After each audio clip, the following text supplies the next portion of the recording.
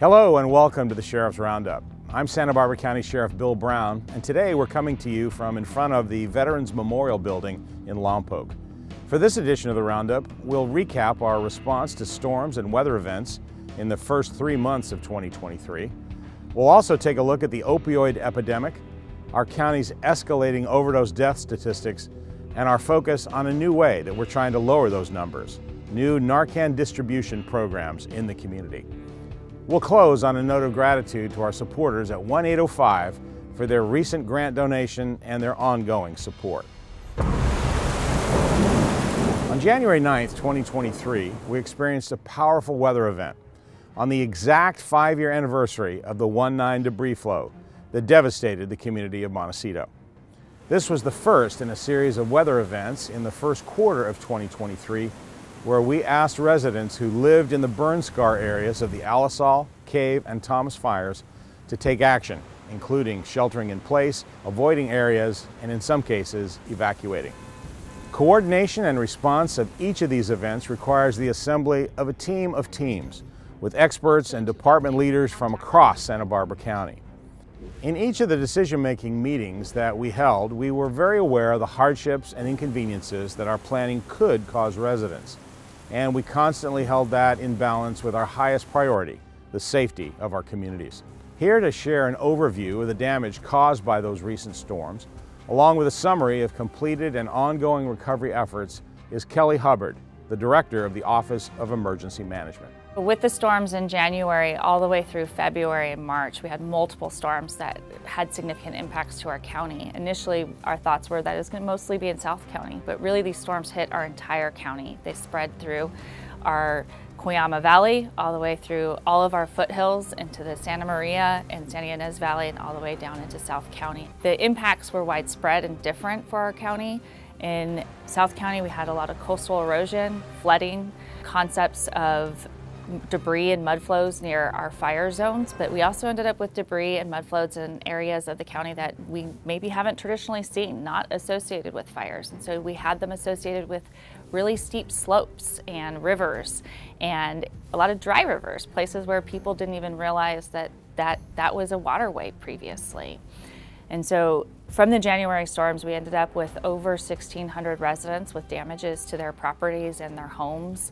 We know those damages went from anything to a house being flooded, loss of roads, private roads, streets, trees down, millions of dollars in damages to our agricultural partners. The estimates that we have are around, in terms of associated FEMA assistance to our residents, is around $2 million approved to date for our residents. That is strictly the January storms, and we are currently working to try to get additional approvals for assistance for our community for the February and March storms that occurred later. Additionally, we had damages in the Los Padres National Forest, and I know that's impacting quite a few of our residents as well as our recreational activities. The recovery is going to be ongoing. We also know that the ground is so saturated that we'll continue to see movement, and so there's a safety consideration. So you see those road closures, please pay attention to those.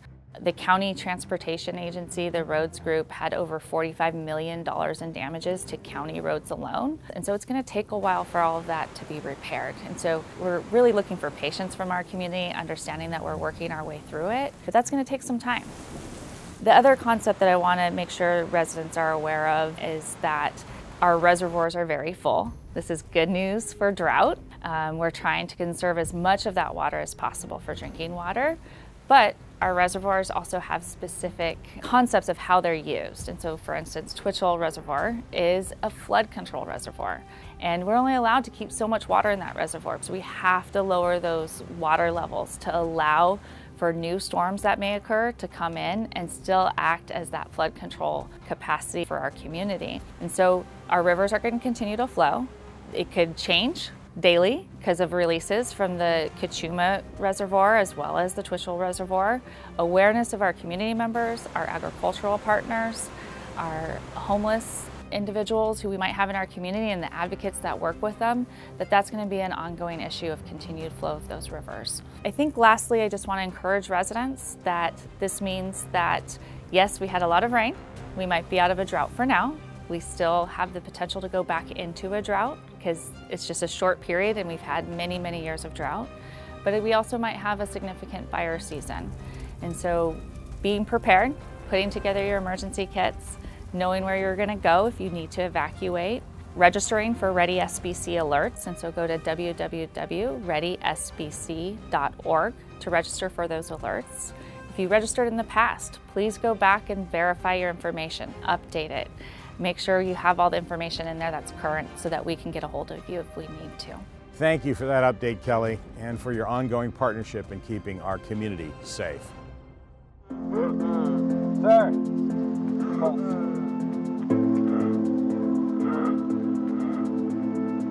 Now I want to share updated information about the opioid epidemic in Santa Barbara County, our overdose death statistics, and the Sheriff's Office new free Narcan distribution program. The opioid epidemic continues to be a major public health crisis in the United States, with more than 90,000 overdose deaths in 2022. Opioid overdose deaths increased by 35% from 2021 to 2022. Which, according to the CDC, is the largest annual increase ever recorded. In Santa Barbara County, there were a total of 168 overdose deaths in 2022, with 115 of them related to fentanyl.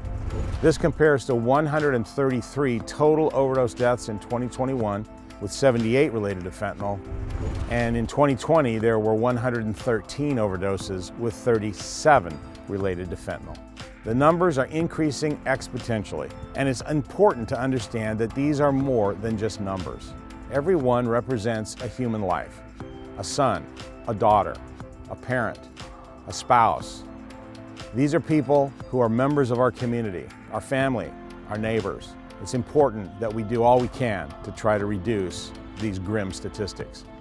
We know that between August of 2021 and August of 2022, 107,735 American lives were lost to drug poisoning. Perhaps the most important thing that I can tell this committee today is that we know who is responsible. The Sinaloa cartel and the Jalisco or CJ&G cartel, both cartels in Mexico, are responsible for the vast majority of fentanyl that is coming into the United States. It is why DEA has made defeating those two cartels our top operational priority. To explain a little more, those two cartels dominate the entire global fentanyl supply chain. They start in China, where they are purchasing precursor chemicals to make fentanyl. They then take those chemicals into Mexico, where they are mass producing fentanyl. First, fentanyl powder, and second, they are pressing a great deal of that powder into fake prescription pills in Mexico. Those pills look identical to real American and international medicines, things like oxycodone, Percocet, Adderall, or Xanax, but they have no real medicine in them. They are fentanyl and filler. The cartels then move the fentanyl powder and the fake pills into the United States. They sell a lot of it on social media and in other ways across our country. We are now seizing fentanyl in all 50 states, and it is the deadliest drug threat our country has ever faced. We know drug-related violence has increased, and we have seen the devastation of drug poisoning deaths. And finally, we're working on public awareness. And I know so many members of this committee are doing the same, but we believe that every American has to understand that one pill can kill and that fentanyl is the deadliest threat facing our country today. As promised through the development of Project Opioid, the Sheriff's Office has been working with community leaders and stakeholders to develop a plan to respond to the opioid epidemic. One of the most effective interventions is expanding the distribution of Narcan, also known by its generic name, naloxone. Narcan is a harmless yet miraculous drug that reverses the often lethal effects of an opioid overdose. Simply put, it's easy to use and it saves lives. The Sheriff's Office and the members of Project Opioid support distributing the drug to members of the public to the fullest extent possible. The rapid administration of Narcan is critical to saving someone's life in an opioid overdose or poisoning situation. We envision a time where Narcan will be readily available, widely distributed, and publicly accessible in public buildings and private businesses that are open to the public, much like fire extinguishers, automated external defibrillators, and first aid kits are now. Hey, he's away. There we go. Come on, man. There we go. There we go. Making more Narcan available to community members will help us lower the unacceptably high rate of overdose deaths we're seeing in our community. In March, the Sheriff's Office began distributing free Narcan at our Santa Maria, Carpinteria, and headquarters stations. I'm pleased to say we've now expanded the program to offer free Narcan at all of our patrol stations, as well as our 2 jail facilities. This program is provided through a grant from the Department of Health Care Services. Members of the public can come to the lobby of one of our sheriff stations or jail facilities during business hours to obtain information about a short instructional video and receive 2 nasal spray doses of Narcan. This program is free, and members of the public are not required to provide any personal information to participate. For more information and the addresses of our stations and jail facilities, go to www.sbsheriff.org. The Sheriff's Office joins our partners in Project Opioid who have also started Narcan distribution programs, including the Pacific Pride Foundation, the UC Santa Barbara Student Health Services Alcohol and Drug Program, and Fentanyl is Forever Santa Barbara, a program of the Santa Barbara County Department of Behavioral Wellness. The members of Project Opioid are committed to working together to address the opioid crisis and reduce the number of overdose deaths in our county. The Narcan distribution program is an important step towards achieving this goal, and we encourage community members to take advantage of this program, get some Narcan and some training, and help save lives. It's easy and it works. By increasing awareness, promoting prevention and treatment, and implementing effective interventions, we can work to combat this dangerous public health crisis and reduce the number of lives lost to opioid overdose. Finally, I want to close out this edition of the Roundup with an expression of gratitude for an extraordinary group of people that works tirelessly to support first responders in Santa Barbara County.